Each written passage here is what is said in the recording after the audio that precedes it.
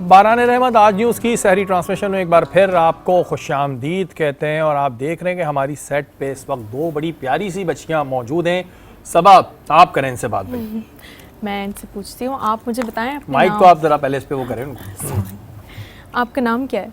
मेरा नाम उर्वा है। वाह, और आप कितने इयर्स के हैं? 9। माशाल्लाह। गुड। आपका नाम क्या है? इसराइल। ओह, और आप कितने इयर्स के हैं? 5। मैंने सुना कि आप इस दफ़ा फर्स्ट आई हैं। माशाल्लाह। गुड। आपका क्लैपिंग होनी चाहिए, फर्स्ट आई है। वाह वाह, फर्स्ट आ गए। माशाल्लाह। नाइस। आपका फेवरेट सब्जेक्ट क्या है?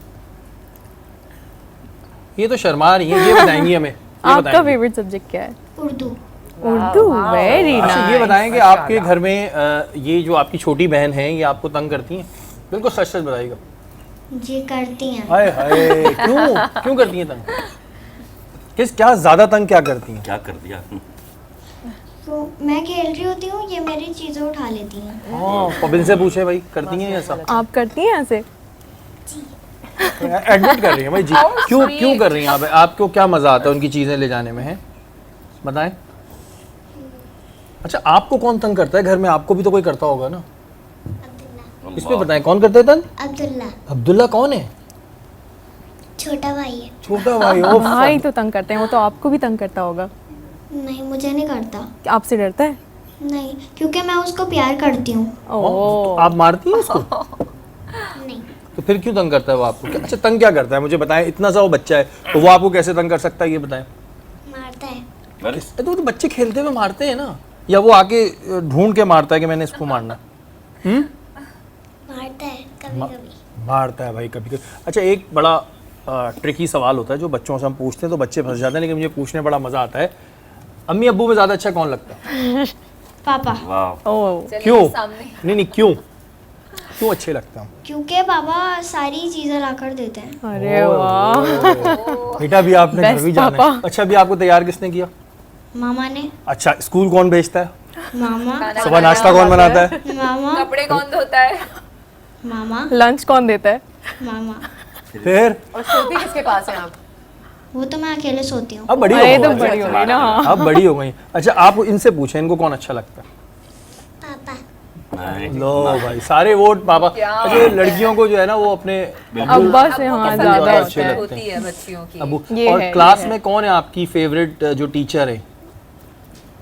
कुछ इधर इसमें बताएं, कौन टीचर आपकी फेवरेट है? ईमान। मिस ईमान। वो क्या पढ़ाती हैं? ABCD। ABCD। ABCD तक पढ़ा देती हैं वो। इनसे पूछें, इनकी कोई होंगी। मिस बिस्मा। वो क्या पढ़ाती हैं? वो उर्दू। अच्छा, आपका favorite फेवरेट है ना? सब्जेक्ट ही उर्दू उर्दू है। पढ़ाती अच्छा, हाँ। ये बड़ी क्रिएटिविटी की बात है कि बच्चों को उर्दू आजकल तो, वरना बच्चे उर्दू में बिल्कुल ही वीक हैं। नहीं, मुझे भी हाँ। बहुत पसंद थी उर्दू, और मुझे मेरी अब तक उर्दू की टीचर, मैं उनको मिस करती हूँ। अच्छा, तो आपने इतनी वैसे अच्छी थी। बड़े होके बनना क्या है? ये तो बड़ा अहम सवाल है। बड़े होके क्या बनेंगे आप? डॉक्टर। डॉक्टर। अच्छा, ये लड़कियां दो प्रोफेशन इंशाल्लाह। सेलेक्ट करती हैं, doctor teacher, doctor Yes, teacher, क्योंकि डॉक्टर बताया टीचर। ये जाता है ना। तो आप डॉक्टर बनेंगी और आप क्या बनेंगी बड़े होके? डॉक्टर। डॉक्टर। Good girl. पूरा क्लिनिक घर में ही होगा फिर। पूरा क्लिनिक घर में खुलने वाला है। ये बड़ी ज़बरदस्त चीज़ है। और ये है कि आप लोगों के लिए बहुत सारी दुआएं, अल्लाह ताला इनके नसीब अच्छे करे, आमीन, माँ बाप का आमीन। साया सलामत रखे। और ये जो अभी इतनी आपको मासूम लग रही है ना, ये जो इतनी असल में मासूम लग रही है, शरीर है। ये घर में इतनी शरारतें करती हैं, ये मुझे अभी पता चला इनकी बड़ी बहन से। और अभी ये इतनी मासूम बैठी हुई है यहाँ पे, तो ये देखें इनका चेहरा पूरी तरह दिखाएं। ये छुपा छुपा के ना चेहरा भी नहीं दिखा रही। ये देखें आप, शरारतें कर रही है ना आजकल आप। चलें कोई बात नहीं जी, शरारतें और बस यही है कि बच्चे होते हैं ये हमारी कभी कभी ट्रांसमिशन में बच्चे आते हैं, फिर वो बड़े हो जाते हैं, तो बस दुआ यही होती है कि अल्लाह ताला इन्हें दुनिया की खुशियाँ दे और माँ बाप का साया सलामत रखे। लड़कियाँ हैं, इनके नसीब भी अच्छे करे, लड़कों के भी नसीब अच्छे करे। और बहुत बहुत शुक्रिया आप लोगों का, आप हमारी ट्रांसमिशन में आए, बड़ी खुशी हुई। इस वक्त बस थोड़ी देर में अज़ान फ़जर होने वाली है। ज़्यादा से ज़्यादा दुआ करें, अच्छे अल्फाज निकालें मुँह से, ना जाने कौन सा वक्त जो है वो कबूलियत का वक्त हो। शफ़क़, आपकी जानिब आऊँगा मैं। जैसे मैंने आपके इंट्रोडक्शन में कहा था कि आप स्विमिंग इंस्ट्रक्टर भी रही हैं, तो ये डिफ़िकल्ट होता है स्विमिंग सीखना, क्योंकि हमने जब भी ट्राई करी तो पानी के नीचे चले जाते हैं। तो ये कितने टाइम पीरियड में आता है? अच्छा देखिए, मैंने जब स्विमिंग सीखी थी, मैं उस वक्त मेरे ख्याल से 8 साल की होंगी। तो समर कैंप लगा था क्लब में, तो वहाँ पे मैं और मेरी बहन हम दोनों स्विमिंग के लिए गए थे। मेरी बहन मुझसे 1.5 साल बड़ी हैं, तो 2 महीने का समर कैंप था। अब उसने 1 हफ्ते में सीख ली और मैं एक वो थी जो पूरा 2 महीने लगा दिए, सारे बच्चों ने सीख ली और एक मैं वाहिद रह गई थी कि मैं डरती बहुत थी पानी से। तो एंड में ये हुआ कि मेरी कोच ने उठा के मुझे डीप में फेंक दिया कि तुम्हारा डर ऐसे ही निकलेगा कि तुम्हें उठा के फेंक दे। तो उस वक्त तो मैंने बहुत उनको बुरा भला कहा, लेकिन मैं उनको आज भी याद करती हूँ कि उन्होंने जो मेरा डर निकाला। और उसके बाद से मुझे, क्योंकि शौक़ बहुत था मुझे स्विमिंग का, तो वो मुझे मजाक उड़ा देती कि ये तो पानी का ना, पानी का कीड़ा है, इसको निकालना बड़ा मुश्किल इस बंदे को ना। तो उस वक्त मैंने वो जो सीखा, उसके बाद मैंने वो कंटिन्यू रखा। शादी के बाद क्योंकि थोड़ी रूटीन इंसान की चेंज हो जाती है सब कुछ, तो वो उस वक्त मैंने छोड़ दिया। उसके बाद फिर मैंने बच्चों के बाद कंटिन्यू किया। फिर इसी तरह काफ़ी लोगों ने मुझे बोला कि आपको आता है। असल में हमारे यहाँ फैसिलिटीज़ बहुत कम है, कोई अच्छे पूल्स और ख़ास तौर पे फीमेल इंस्ट्रक्टर्स नहीं है, ज़्यादातर मेल इंस्ट्रक्टर। आप किसी भी क्लब में जाएं, आप जैसे वो हैं होटल्स वगैरह भी हैं, तो वहाँ पे भी समर कैंप लगते हैं तो सारे मेल इंस्ट्रक्टर्स होते हैं। इसी वजह से लोग फिर थोड़ा सा नहीं करते कि बेटियों को अब सिखाने जा रहे तो मेल इंस्ट्रक्टर से नहीं सिखाते। तो मैंने जो कैंप लगाया, मेरे पास एक वक्त में 20 बच्चे थे जिनको मैंने सिखाया। तो हर कोई मुझसे ये पूछता है कि कितना टाइम, तो डिपेंड करता है कि जिसको अगर आपको पानी से डर लगता है तो आप साल भी लगा सकते हैं सीखने में। और अगर जो शौकीन बच्चे होते हैं, जैसे मैंने आपको बताया, मेरी बहन को बहुत शौक, उसको डर नहीं लगता था पानी से, उसने 1 हफ्ते में सीख ली। अच्छा, कहते हैं कि ये वेट लॉस के लिए भी बड़ा अच्छा, अगर आप स्विमिंग कर रहे हो तो बड़ी जल्दी वेट आपका बिल्कुल, आप अगर आप स्विमिंग करें, अगर आप 30 मिनट्स तो मैं बहुत ज़्यादा बोल रही हूँ, अगर आप 10 मिनट्स भी प्रॉपर स्विमिंग कर रहे हैं तो ये आपकी पूरी बॉडी का कार्डियो है। आप पूरे फेस से लेकर, कहते हैं ना कि कुछ लोग ऐसे होते हैं जो ओवरऑल स्लिम होते हैं लेकिन उनका फेस पे फैट होता है या डबल चिन होती है। अगर आप स्विमिंग करें तो आप ओवरऑल आप स्लिम हो जाएंगे। मेरे बारे में कह रही हैं? नहीं, बिल्कुल भी नहीं, ऐसे पूरे स्लिम होते हैं, नहीं, आप बिल्कुल नहीं है, आप मोटे बिल्कुल भी नहीं है। मैं एक आपको जनरल एक बात करूँ, मैं खुद जब मैंने स्विमिंग शुरू की थी मैं हेल्दी थी, तो जब से मैंने स्विमिंग शुरू की मेरा खुद वेट कम होना है, पूरी बॉडी आपकी टोन हो जाती है, आपके फेस से लेके हाथ, आपको फिर कुछ ना जिमिंग करने की जरूरत है। ये प्रॉब्लम भी है कि लड़कियों को स्पोर्ट्स में पेरेंट्स नहीं आने देते, आ जाती हैं तो फिर फैसिलिटीज़ नहीं मिलती हैं, जिसकी वजह से बहुत टैलेंट ज़ाया भी हो रहा है। बहुत ये बहुत है। अच्छा, मेरा जैसे स्पोर्ट्स का बैकग्राउंड में, मेरे जो फादर हैं वो नेशनल प्लेयर हैं, बैडमिंटन प्लेयर हैं। अरे माशाल्लाह। और मेरी अम्मी भी, इन दोनों ने साथ खेला था कॉलेज के ज़माने से, फिर शादी के बाद भी खेला। अभी तक माशाल्लाह माय फादर इज 60+ और वो अभी तक खेलते हैं बैडमिंटन। तो उनके साथ जो 20-20 साल के लड़के होते हैं वो थक के बैठ जाते हैं कि बस हमारी बस होगी। लेकिन माशाल्लाह क्योंकि वो कहते हैं ना आपको फिट रखता है, स्टैमिना आपका, और आप फिजिकली फिट हो जाते हैं। आप सोच सकते हैं 60 साल का बंदा, और बैडमिंटन में बहुत जान है, आप आगे जाना, मूवमेंट बहुत है आपकी। तो एक 60, मैं सोचती हूँ कि मैं शायद ना कर सकूँ इस एज में, लेकिन क्योंकि उन्होंने कंटिन्यूसली रखा तो वो माशाल्लाह अभी भी इस एज में भी बहुत फिट है। तो अम्मी और अब्बू दोनों बैडमिंटन खेलते थे? दोनों।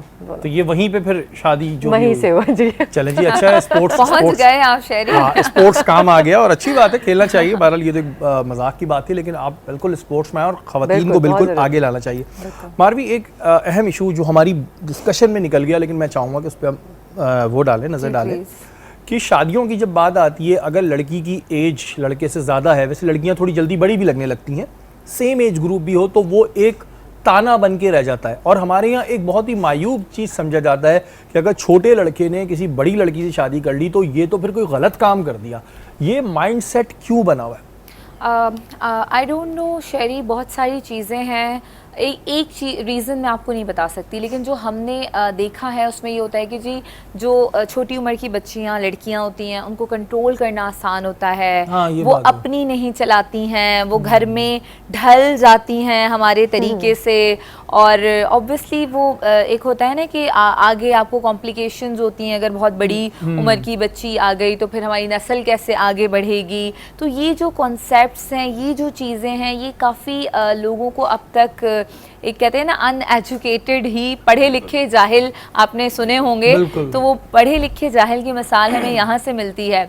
और मुझे एक बात पे बड़ी हैरत होती है, लोग बड़ी बड़ी तबलीगें कर रहे होते हैं, ख़वातीन भी बैठी हुई, ऐसे करना चाहिए, वैसे करना चाहिए, और जब अपने बच्चों की शादी की बात आती है तो वही जो प्रैक्टिस है कि लोगों के घरों में जाना, उनका खाना पीना, उन गरीबों का, उनकी बेटियों को रिजेक्ट करना, उनमें से ऐब निकालना, और उन फिर बच्चियों की तस्वीर को आगे दिखाना कि जी हमने तो इसको छोड़ दिया, उसको, ये जो कल्चर है ये काफ़ी औरत को डिसरिस्पेक्ट कर रहा है, जो उसका ग्रेस है, जो उसका वक़ार है। एक औरत किसी घर की बहू बन रही है, बेटी बन रही है, उसकी नस्ल आगे बढ़ा रही है, पूरा घर ही औरत से होता है, पूरी रौनक ही घर के अंदर उससे होती है, और उसी को ही आप डिसग्रेस कर रहे हो इस प्रैक्टिस के ज़रिए। और उसके बाद अगर कोई चले बेटे ने अपनी पसंद की शादी कर ली और अपनी उम्र से बड़ी, तो चाहे उसमें हज़ार जो है खूबियाँ हों, लेकिन वो जो कम पढ़े लिखे लोग होते हैं वो इन चीज़ों को लेके पकड़ के बैठ जाते हैं कि जी हमें बताते तो हम ऐसी लेकर आते वैसी। अभी रिसेंटली हमारे पास एक केस आया था, वो उस बच्ची का यही था कि जी मेरे शौहर ने दूसरी शादी कर ली है, अब मैं नहीं उसके साथ रहना चाह रही, उसकी मर्ज़ी है। काउंसलिंग करने की कोशिश की बट स्टिल वो नहीं रहना चाह रही थी। तो आगे जब हमने दूसरी पार्टी की काउंसलिंग की तो वो कहते हैं जी वो 18 साल की लड़की थी और हमने तो बस फ़ौरन अपने बेटे की दूसरी शादी कर ली, ससुर साहब फरमा रहे हैं, और जी ये तो बहुत बड़ी है और अब हमें नहीं चाहिए नॉल। मतलब ये कॉन्सेप्ट देखें, क्या कानून है इसके लिए? कोई कानून के अलावा भी सुनने कोई में बहुत कानून बुरा नहीं लगता है, मैं कोई तो कानून सुनने में भी बहुत बुरा नहीं लगता है, है। बहुत बुरा इखलाकी लिहाज से भी कि बहुत एज से बुरा लग आप रहा है। क्या नाप तोल कर रहे हैं किसी की और बेटी के अभी लिए? मोहसिन साहब ने, मुफ्ती साहब ने हमें ये बताया है कि हमारे प्यारे नबी सल्लल्लाहु अलैहि वसल्लम ने बीबी खतीजा के साथ जो शादी की थी उसमें उनकी उम्र कितनी ज्यादा फर्क और था। ये एग्जाम्पल सेट करने के लिए की गई। एग्जैक्टली और मतलब ये वाली बातें नहीं याद रहती हैं, लेकिन अपनी मर्जी की जो वैसे हम चीजें पूरे हैं मुसलमान होते हैं। आप उसमें बन जाते हैं। तो ये जो है ना, इसको हम कहते हैं दोगलापन। आपने जो है सही तरीके से सही तालीमात की जब बात करनी है, उसकी तलकीन आगे करनी है, तो वो आपके बात करने से नहीं, आपकी प्रैक्टिस से आगे जाएगी। जो आपके अमल होंगे, हम तो चलते फिरते इंस्टीट्यूशन है, हम जिस मज़हब से ताल्लुक़ रखते हैं वो हमसे रिफ्लेक्ट होता है हर जगह पे। क्विकली बस ये भी बताना चाहूँगी कि एक हम मिसाल सुन रहे होते हैं कि एक बस में जा रहा होता है एक मुसाफिर, तो वो एक जो कंडक्टर होता है वो हमेशा उसको पैसे देता है, और जो मुसाफिर होता है वो मौलवी साहब होते हैं बाहर के मुल्क में, तो वो हमेशा वो पैसे ले रहा होता है, दे रहा होता है। एक दिन उसने ज़्यादा पैसे दे दिए, तो उन्होंने मुसाफिर ने कहा, जो वो बहुत ही दीनी थे, उन्होंने कहा कि क्या उसने गलती से दे दिए, ज़रूरत तो है मुझे, क्या रख लूँ या वापस कर दूँ? फिर कोई उनको ख्याल आया और दूसरे दिन उन्होंने वापस किया, तो वो कंडक्टर कहता है कि मैं गैर मुस्लिम हूँ, मैं देख रहा था कि आपके दीन की जो बातें हैं वो क्या सच्ची हैं, ताकि मैं इस पे अमल दरामद करूँ, इसको कबूल करूँ। तो देखिए हमारे छोटे छोटे अमल से कैसे हमारा मजहब आगे बढ़ता है, कैसे लोग हमें टेस्ट कर रहे होते हैं हमारी टीचिंग्स को अपनाने के लिए। अब वही वाली बात है कि हमने अपनी मर्ज़ी का इस्लाम बनाया हुआ है। जहाँ हमें इस्लाम का सहारा लेना होता है वहाँ हम लोगों को इस्लाम की मिसालें देने लगते हैं, लेकिन जहाँ हम पर आ रही होती है वहाँ हम इस चीज़ को फोकस ही नहीं करते, हम सुनते ही नहीं, हम कहते हैं नहीं ऐसा था तो बस ठीक था, और नहीं ये हमारे लिए नुकसानदेह होगा। अगर वाकई हम इस्लाम पे अमल करें तो बहुत मसलों से निकल सकते हैं। मोहसिन भाई, मियाँ बीवी ज़ाहिर एक अहम रिश्ता होते हैं, खाविंद के क्या हकूक़ हैं और बीवी के भी ज़रा बताइएगा कि उसके अपने खाविंद पे क्या हकूक़ हैं। अच्छा, बिल्कुल। अच्छा, मैं इस बात को बताने से बहन ने जो एक बात कही ना कि सही बात है कि दीन किरदार का नाम है और दीन मामलात का नाम है। बेशक वो हाजी हो, लेकिन आप देखते हैं लोग कहते हैं पाजी भी है, यानी कि करारा हाजी है लेकिन किरदार मुख्तलिफ है। तो इस्लाम और दीन का मतलब ये कि किरदार बहुत, लिमा तक़ूलून मा ला तफ़अलून, तो वो काम क्यों कहते जो खुद अमल नहीं करते। तो सबसे पहले तो खुद अमल करना चाहिए, फिर दूसरों को तलकीन करनी चाहिए। रहा आपकी बात, कुरान ने वाज़ेह तौर पे फरमा दिया वाशिरुना बिल मारूफ, कि अपनी बीवियों के साथ हुस्न सलूक से पेश आओ, यानी उनका जिस तरह हक है ख्याल रखने का, नान नफ़के का, ये मर्द की जिम्मेदारी है। जैसे अभी बहन ने कहा, अगर कोई औरत जैसे मिसाल कोई काम करना चाहे ऐसे तरीके से शरीयत के दायरे में, इस्लाम उसकी ममानियत नहीं करता है, इस्लाम उसकी इजाज़त देता है, लेकिन जिम्मेदारी किसकी है? मर्द की है कि वो उसके बच्चों को, यानी कि बीवी के, यानी जो उसकी औलाद हुई है उसको, और ख़ास तौर की जो बीवी के हुकूक़ हैं, यानी कपड़ा पहनाना, खाना खिलाना, जो उसकी ज़रूरियात ज़िंदगी हैं, ये पूरा करना ये मर्द की ज़िम्मेदारी है। एक बात तो हो गई। अब रहा आपने कहा औरत की ज़िम्मेदारी। औरत की ज़िम्मेदारी ये है कि जो शौहर के हुकूक़ हैं, हुकूक़ से क्या मुराद है? एक इज़्दिवाजी ज़िंदगी और उसके जो ज़ाहिरी तौर पे उसके खाने का ख्याल रखना, उसके पीने का ख्याल रखना, उसकी सेहत का ख्याल रखना। लेकिन ऐसा नहीं है कि खाने पीने के ख्याल में वो अपनी सेहत को भूल जाए, अपनी ज़िंदगी को भूल जाए। अपनी ज़रूरियात ज़िंदगी को पूरा करना भी ज़रूरी है और दीन पर अमल करना भी ज़रूरी है। आपको एक मिसाल देता हूँ, हमारे यहाँ कोई त्यौहार आता है ना, तो हमारी ख़वातीन क्या होती बेचारी बुर्ज खाने में लगी रहती हैं, और हाजी साहब नमाज भी पढ़ने जा रहे होते हैं, अमल भी कर रहे होते हैं, क्योंकि वो दीन सिर्फ मर्दों के लिए हो जाता है। औरत के लिए क्या है, वो खाना बनाएगी, चीज़ें बनाएगी, वो प्रोवाइड कर देगी। ऐसा नहीं है। यही बात समझानी है कि कोई मर्द है तो वो समझाए कि भाई तुम्हें भी दीन पर अमल करना है, मुझे भी दीन पर अमल करना है। जैसे मैं बाहर का माता हूँ, इसी तरह तुम अंदर जो हो, तो वो क्या हुजूर ने फरमाया, औरत घर की सरदार है।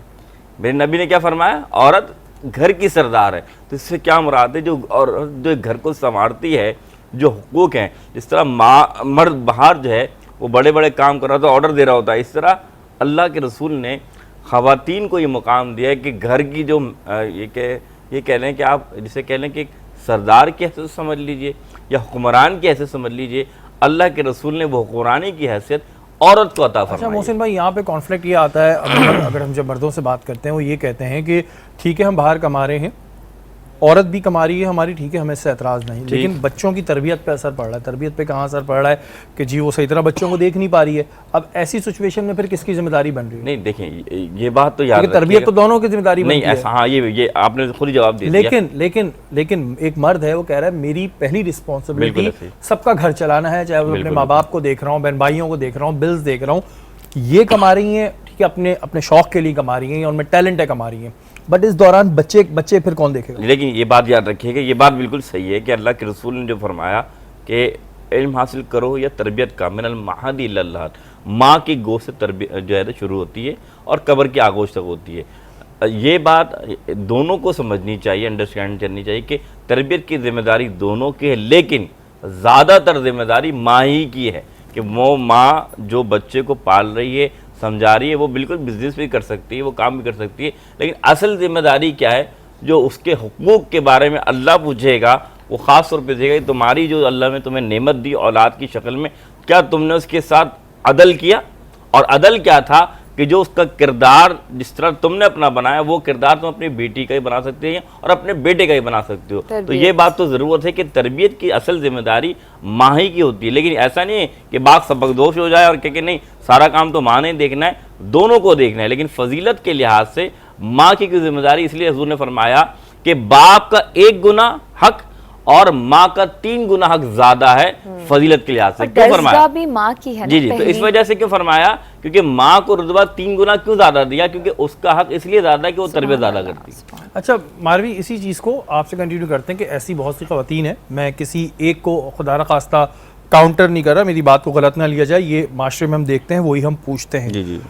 बहुत सी ऐसी ख़वातीन भी हैं जो अपने मेकअप फैशन, इसमें कोई बुराई नहीं है, मेकअप फैशन करती हैं तो मेकअप फैशन और दूसरी चीज़ों में लगी हुई होती हैं, और उस दौरान उनका बच्चा एक गलत तरबियत की तरफ जा रहा होता है। बिल्कुल। शौहर बाहर अपना ज़ाहिर है कमा रहा है, उसके पास इतना टाइम नहीं है, वो जितना देख सकता है, जितनी अल्लाह मियां ने उसको कैपेसिटी दी है, क्योंकि औरत के पैर के नीचे जन्नत है, माँ के पैर के नीचे जन्नत है, बाप के पैर के नीचे नहीं है। सही।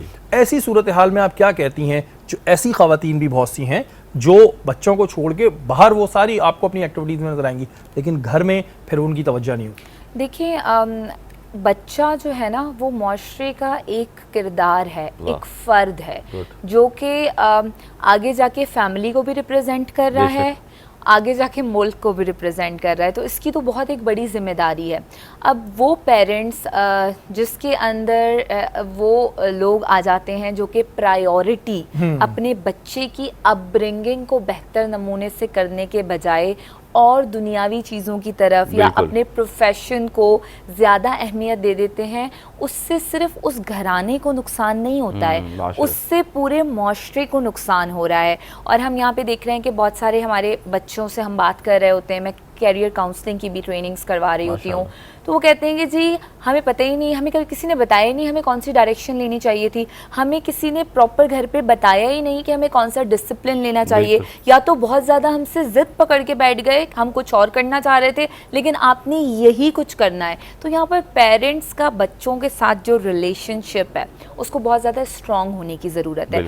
हम जब कहते हैं कि जी बच्चों के साथ ये चाइल्ड अब्यूज़ ये चीज़ें ना हो, तो हम कहाँ जाके पकड़ते हैं कि जी कम्युनिकेशन गैप तो नहीं है, जब हम देखते हैं कि जवान बेटियां ब्लैकमेलिंग में ट्रैप हो जाती हैं और जवान बेटे ब्लैकमेल मैं कर दोनों रहे की बात हैं। करूंगी, Definitely। मैं दोनों, बेटी अगर ट्रैप होती है तो उसको करने वाला बेटा बेटा होता है, है। बिल्कुल। तो यहाँ पर जो दोनों बच्चे हैं हमारे, तो मुआशरे के वो दोनों फर्द है ना, हमें तो जितना दुख उस बेटी विक्टिम के लिए हो रहा है उतना ही दुख उस एक्यूज्ड बच्चे के लिए भी हो रहा है। बेशक। तो यहाँ पर पेरेंट्स की मॉनिटरिंग आ जाएगी। जब तक बच्चा 18 साल की उम्र तक नहीं पहुंच जाता, कानूनी और आईनी तरीके से अपने डिसीजंस खुद नहीं लेना चाहता, तब तक माँ बाप उसकी हर चीज़ की निगरानी करें। ठीक है मोहसिन भाई, कहाँ किन मुकामात पर जो शौहर है, खाविंद है, वो अपनी बेगम को रोक सकता है?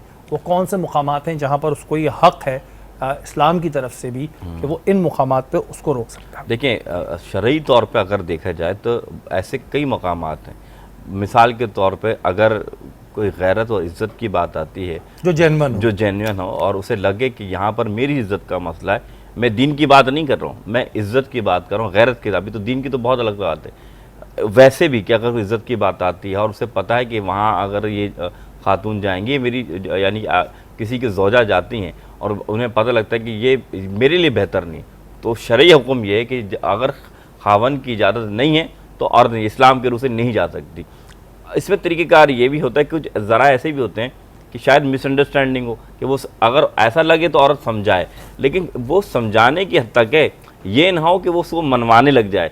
कि याद रखिएगा, अल्लाह के रसूल ने फरमाया है कि तुम्हारी खावन की रज़ा में अल्लाह के रसूल फरमाते हैं अगर कोई औरत चाहती है कि जन्नत के उसके 8 दरवाजे खुल जाए तो वो एक काम करे, अपने खावन को खुश कर ले। खुश से क्या मुराद है कि अगर कोई खावन जायज़ मुतालबा करता है, जायज़ मुतालबा है कि भाई वहाँ तुम नहीं जाओ, तुम्हारे लिए बेहतर नहीं, वो मान लेती है, तो अल्लाह के रसूल फरमाते हैं कि अल्लाह ने उसके लिए एक जन्नत का दरवाज़ा नहीं खोला।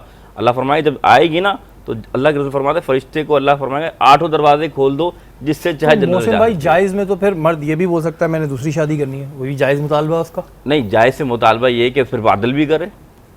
अगर अदल कर सकता है 4 कर ले, इस्लाम कहता है, लेकिन कुरान ने ये फरमाया तुम अदल कर ही नहीं सकते। बात तो ये भी तो है ना कि वो आयत नहीं पढ़ी जाती ना, सिर्फ ये पढ़ी जाती है कि 3 शादियां अलावा। अदल उसके आगे की क्या बात पढ़े? को तो ध्यान दिया ही अच्छा, नहीं मैं जाता इस पे थोड़ा ना वजाहत कर कि रहा था। रोटी भी अदल। हाँ। तो अब यहाँ पर ना कपड़ा भी अदल, तो वो कहाँ अदल होता है? हम यहाँ तो तो देख नहीं रहे हो होते हैं कि सकता, जी impossible। अक्सर छोटी बीवियों के साथ ही सारे उनको ही हुकूक दिए जा रहे हैं, बड़ी बेचारी के पास ना बच्चे खाने पाल के रहे लिए हैं, उसके बच्चे भी ऐसे ही पढ़ रहे हैं, मतलब नहीं नजर आ तो रहा है। बात यही है जो मैंने कहा कि बातें बहुत हैं कि यार मैं तो बहुत खुश रखूंगा, मैं तो हर चीज़ आप प्रोवाइड करूंगा, अदल ही नहीं कर सकते। अब बीवी की बात गलती किसी है से भी और- अदल नहीं कर सकते। बिल्कुल ज़ाहिर है बहुत सारे सवालात होते हैं, लेकिन आज पूरी इस डिस्कशन में एक पॉइंट जो मैं जाते जाते कहना चाहूँगा इस नशिस्त से, वो ये है कि जब भी किसी की आप बेटी का रिश्ता देखने जाएं और अगर आपको नहीं पसंद आ रही तो आप पहले ही, जो ज़ाहिर होता है, आप ये जो जाके देखना फिर एक किसी को रिजेक्ट करना, ये बड़ा सही बात तकलीफ दे अमल है, होता सही है बात उनके लिए जिनकी बेटियां खाना, हैं। पीना। दूसरी बात ये चीज़ होती है कि जी उम्र का ताना मारना, देखें अगर अल्लाह ताला ने उसके साथ नसीब लिखा है ना तो वो लिखा है ना, वो मैं बदल सकता हूँ ना आप बदल सकते क्या हैं। लेकिन बात बात ये होती है कि जी उम्र थोड़ी सी ज़्यादा है या बड़ी दिख रही है या इसके साथ ये प्रॉब्लम है या इसका वज़न ज़्यादा है या इसके बाल कम है, खुदारा ये चीज़ें ना किया करें, क्योंकि देखें जो इंसान का पूरा जिस्म है ना ये अल्लाह ताला का बनाया हुआ है, कब किसके साथ क्या हो जाए तो ये किसी को नहीं पता होता। इस नशिस्त से सिर्फ आप लोगों तक ये पैगाम देना चाहता हूँ। आप मेहमानों का बहुत बहुत शुक्रिया। बहुत अब शुक्रिया। हमारे इस नशिस्त में आए।